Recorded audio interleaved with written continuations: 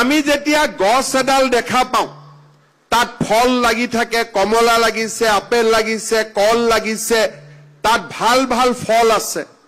আমি বাগিচাত গলো, ফল ছিঙিলো, ফল খালো।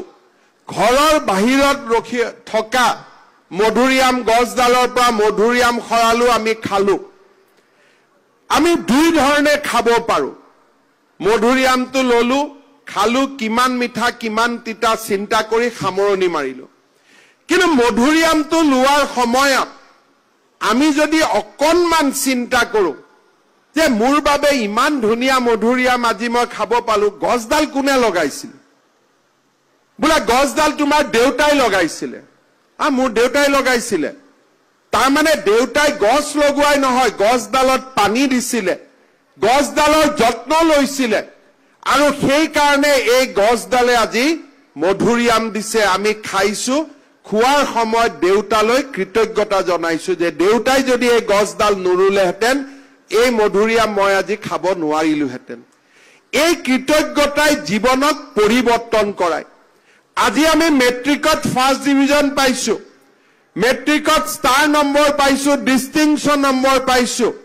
কালি আমি ডক্টৰ হ'ম, কালি ইঞ্জিনিয়াৰ হ'ম, কালি ব্যৱসায়ী হ'ম, কালি শিক্ষক হ'ম, কালি অধ্যাপক হ'ম। কিন্তু আমাৰ যাত্ৰাৰ আৰম্ভণি ক'ৰ পৰা হৈছিল?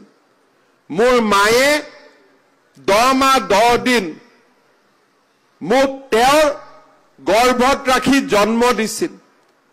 পৰিশ্ৰমৰ মাজেৰে দিনে ৰাতিয়ে পৰিশ্ৰম কৰি মোৰ কাৰণে স্কুলৰ ফিজ যোগাৰ কৰিছিল আৰু মোক স্কুলত লৈ গৈছিল। ঘূৰি অহালৈকে ভাত বনাই মোৰ কাৰণে সাজু কৰি থৈছিলে। মোৰ মেট্ৰিক পৰীক্ষা, মোৰ যিমান টেনশ্যন তাতকৈ মোৰ মাৰ টেনশ্যন বেছি।